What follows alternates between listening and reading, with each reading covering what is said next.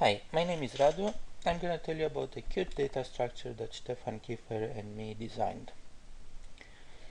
Our original motivation was runtime verification. Imagine a program that runs and certain events like method calls and returns are observed by a monitor. The monitor is implemented by a non-deterministic automaton like the one you see in the picture here. If the automaton gets to a red state, then you see a red flag that signifies something wrong happened in the program, and you would like to see some evidence that something wrong happened in the program, like a subsequence of the events observed so far. More precisely, you would like to know about the last few relevant transitions that were taken on the way to the red state. In this picture, the relevant transitions are bold. To do this bookkeeping, we will need a data structure called tree buffers because they are a generalization of linear buffers. So let me remind you a little bit what that data structure does. Like all data structures, it has some update operations and some query operations. This one is very simple. It has only one update operation, which is the following. Somebody comes with a box and says, please keep this box. For the queries, all that we'll care about is that in order to answer them, we still need to have lying around the last H boxes that we have been given. H is a fixed parameter that could take different values when you instantiate the data structure, but doesn't change afterwards. In this example, it is 4. One naive implementation for this is the following. You allocate an array of size h, and whenever a new green box arrives, you take the box at position 0, throw it away, move all the other boxes to smaller indices, and put the new box at position h-1. This is slow because of all this moving around of boxes. But there is a faster solution called circular buffers. Instead of moving around the boxes, you move around your finger and you point to a box threatening it that it is the next one to go when the new box arrives.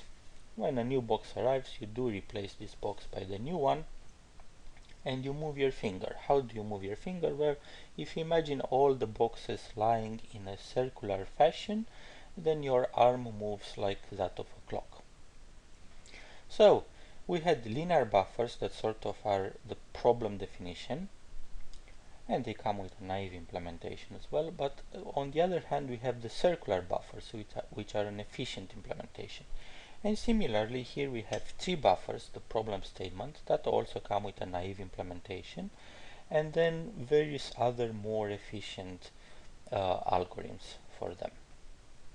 But first, let's see how tree buffers can do the same thing as linear buffers can. They are supposed to be able to do that because they are a generalization. Here is how you do it. I add a child, I deactivate. Add a child, deactivate.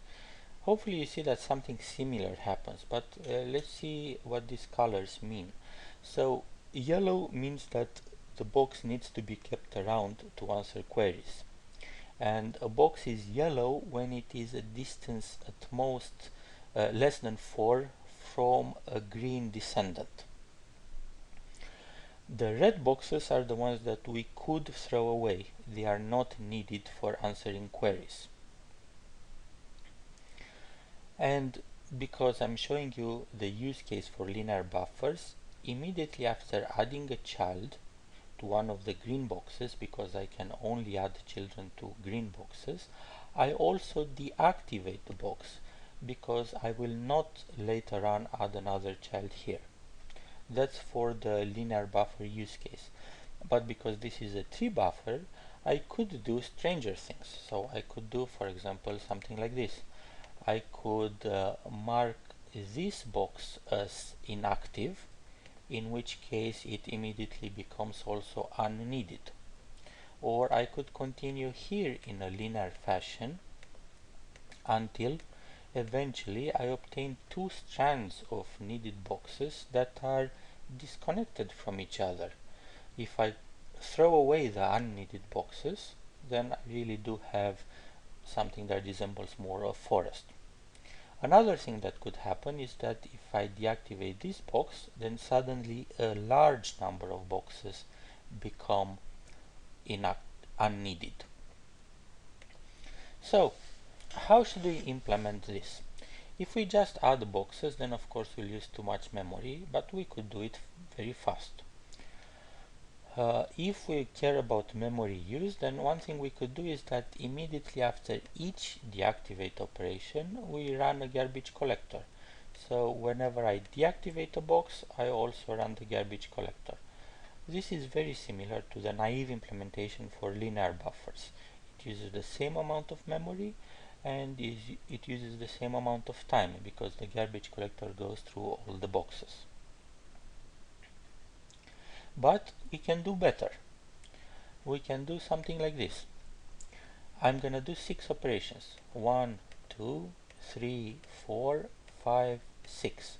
Now I have 7 boxes, so if I run the garbage collector, it will take about 7 time steps. This kind of implementation is optimal in an amortized sense. Why? Well, because I did 6 useful operations and I had an overhead of 7, which is about the same order of magnitude. Also, I need to have 4 boxes in memory and the maximum amount of boxes that I had was 7, which is again reflecting a constant overhead.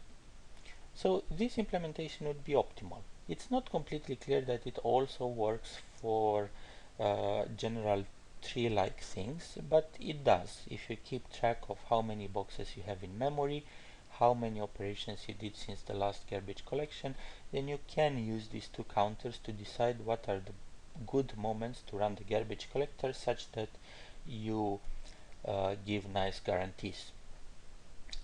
The problem of this implementation, especially if you use it for runtime verification, is that it has these big pauses when you run the garbage collector.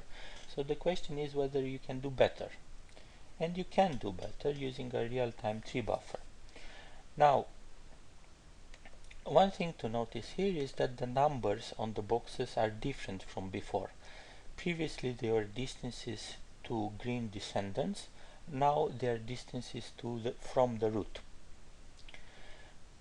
This is an important difference because now it's never the case that many numbers on boxes change. Whenever I add a box, it will get a number which is 1 bigger than its parent, and then it never changes. So it's very easy to maintain these numbers. Now, the numbers that are labeled by multiples of h, so multiples of 4, are special. Whenever you have an active box, it will also have a link towards its closest ancestor that is labeled by a multiple of h. And then something special will happen.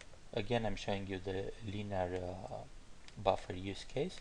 So something special will happen when one of these boxes that are labeled by a multiple of 4 lose their last link. What happens is that their parent gets deleted and their grandparent gets scheduled for deletion. So here we have 4 categories of nodes. We have active, needed, unneeded, and scheduled for deletion. The algorithm does not really keep track of the difference between needed and unneeded, just between active, blue, scheduled for deletion, and the other nodes, it doesn't know which is which. They are colored differently only for the purposes of the presentation. And it turns out that this kind of bookkeeping is enough to handle any possible sequence of operations. I'm just going to show you something similar to what I showed before. And it's enough in the sense that it offers the same guarantees in an asymptotic sense.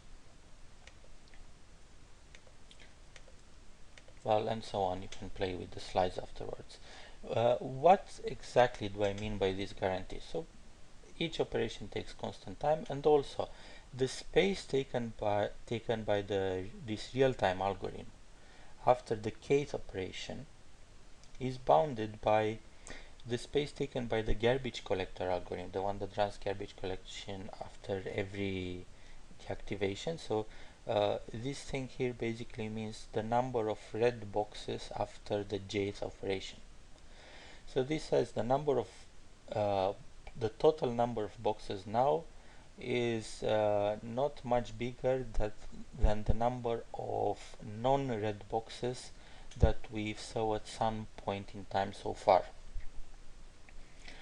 Well, this is because this guarantee is a little bit weak, because you can have this situation where you mark one square as inactive and suddenly a very large and unbounded number of boxes can become unneeded.